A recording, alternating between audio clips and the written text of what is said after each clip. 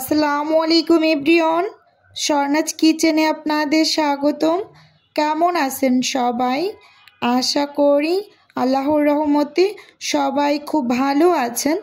আজকে আমি আপনাদের সাথে শেয়ার করব নতুন আলু দিয়ে কম মশলায় মুরগির মাংস রান্নার রেসিপি। প্রথমেই মুরগির মাংসটা রান্না করার জন্য চুলোতে একটা প্যান বসিয়ে দিয়েছি। প্যানটা গরম হয়ে আসার পর এর মাঝে দিয়ে দিলাম রান্নার জন্য পরিমাণ মতো সয়াবিন তেল।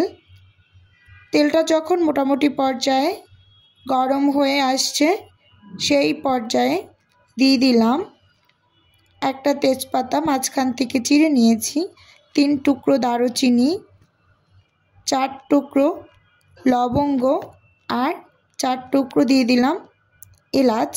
একটু ভিজে নিলাম হালকা করে। এখন পেঁয়াজ কুচি দিয়ে দিচ্ছি। বড় সাইজের 2টা পেঁয়াজ কুচি করে নিয়েছি, দিয়ে দিলাম পুরোটাই। খুব ভালোভাবে একটু তেলের মাঝে ভেজে নেব 1 মিনিটের মতো। এই পর্যায়ে অ্যাড করে দিচ্ছি স্বাদ অনুযায়ী লবণটা দিয়ে পেঁয়াজটাকে খুব ভালোভাবে একটু ভেজে নেব। লবণ দেওয়ার পরে পেঁয়াজ অনেক অংশে নরম হয়ে আসে, তাই নরম হয়ে আসার পর পেঁয়াজটাকে একটু ভালোভাবে ভেজে নেব। ভেজে নেওয়া হয়ে গিয়েছে। এই পর্যায়ে অ্যাড করে দিচ্ছি উঁচু উঁচু করে 1 টেবিল চামচ রসুন বাটা, সেই সাথে দিয়ে দিলাম 1 টেবিল চামচ আদা বাটা। আদা বাটাটা যেহেতু ব্লেন্ডারে করা তাই 2 বারে দিয়েছি, কম পরিমাণে 1 টেবিল চামচের মতোই হবে। খুব ভালোভাবে একটু ভেজে নেব যতক্ষণ না পর্যন্ত আদা রসুনের যে একটা কাঁচা স্মেল থাকে সেটা চলে যায়। খুব ভালোভাবে ভেজে নিয়েছি। এই পর্যায়ে অ্যাড করে দিচ্ছি গুঁড়ো মশলা, 1 টেবিল চামচ মরিচ গুঁড়ো, 1 টেবিল চামচ হলুদ গুঁড়ো, সেই সাথে 1 টেবিল চামচ জিরা আর 1 টেবিল চামচ ধনিয়া গুঁড়ো দিয়ে খুব ভালোভাবে মশলাটাকে নেড়ে চেড়ে মিশিয়ে নিচ্ছি। এই মশলাটা যতটা ভালোভাবে কষিয়ে নেওয়া যাবে মাংস রান্নাটা ততটাই টেস্টি হবে। 1 মগ পানি দিয়ে দিলাম। পানি দিয়ে মশলাটাকে ভালোভাবে একটু কষিয়ে নেব। 2 থেকে 3 বার আমি অল্প অল্প করে পানি অ্যাড করে মশলাটাকে অফ স্কিনে কষিয়ে নিয়েছি। দেখতেই পাচ্ছেন অলরেডি মশলাটা খুব ভালোভাবে কষিয়ে নেওয়া হয়ে গিয়েছে। তেলগুলো উপরে উঠে এসেছে। একটু নেড়ে চেড়ে মিশিয়ে নিলাম।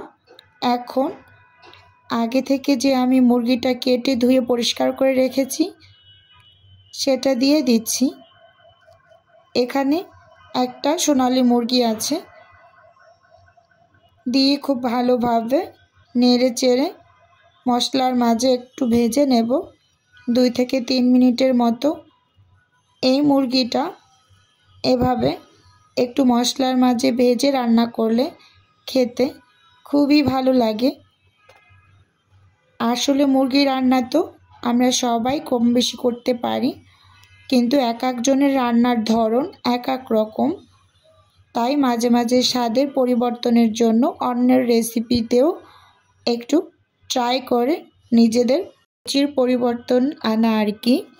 ঢাকনা দিয়ে ঢেকে একটু কষিয়ে নিয়েছি। অনেকটাই পানি উঠে এসেছে। ওই পানিটা দিয়েই কিন্তু মুরগির মাংসটা কষিয়ে নিয়েছি। খুব ভালোভাবে নেড়ে চেড়ে এর মাঝে আমি 2টা আলু দিয়ে দেব। মুরগির মাংস বা গরু মাংস যে কোনো মাংসতেই আলু খেতে কিন্তু ভীষণ ভালো লাগে, বাচ্চারা তো খুবই পছন্দ করে। আলুটা দিয়ে খুব ভালোভাবে নেড়ে চেড়ে মিশিয়ে সামান্য একটু পানি দিয়ে দেব। আলুটাকে কষিয়ে নেওয়ার জন্য মাংসের সাথে। অনেকে আলু ভেজে দিয়ে দেয়, কিন্তু আমার কাছে এভাবে মুরগি মাংসের মাঝে যদি আলুটাকে একটু কষিয়ে নেওয়া যায় সেটা খেতেও কিন্তু অসাধারণ লাগে। 3 থেকে 4 মিনিটের মতো একটু ঢাকনা দিয়ে ঢেকে কষিয়ে নিয়েছি। এখন ঢাকনা খুলে নিয়েছি। রান্নার জন্য পরিমাণ মতো পানি দিয়ে পুরোপুরি রান্নাটা শেষ করে নেব। ভিডিওর এই পর্যায়ে এসে প্রতিদিনের মতো আমার প্রিয় আপু এবং ভাইদের উদ্দেশ্যে একটা অনুরোধ রাখছি, ভিডিওর কোনো অংশ যদি একটুখানি হলেও ভালো লেগে যায় তাহলে অবশ্যই চ্যানেলটি সাবস্ক্রাইব করে আমার সাথে থাকার অনুরোধ রইল। আর ভিডিওর শুরুতে একটা লাইক দিয়ে ভিডিও দেখা কন্টিনিউ করুন। আপনার একটা লাইকই পারে আমার এই ভিডিওটা আরও 8-10 জনের কাছে পৌঁছে দিতে। পুরোপুরি রান্নাটা করে নিয়েছি। এখন ঢাকনা খুলে উপর থেকে 1 চামচ গরম মশলার গুঁড়ো দিয়ে একটু নেড়ে চেড়ে মিশিয়ে এই পর্যায়ে আমি চুলোটা অফ করে দিয়েছি। একটু সময় ঢাকনা দিয়ে আমি ঢেকে রাখবো, যাতে করে গরম মশলার ফ্লেভারটা যেন মাংসের ভিতরে পুরোপুরি ঢুকে। 10 মিনিটের মতো হয়ে গিয়েছে। এই পর্যায়ে ঢাকনাটা খুলে একটু দেখিয়ে দিচ্ছি, দেখুন কতটা সুন্দর হয়েছে। আজকের ভিডিও এ পর্যন্তই। আল্লাহ হাফেজ।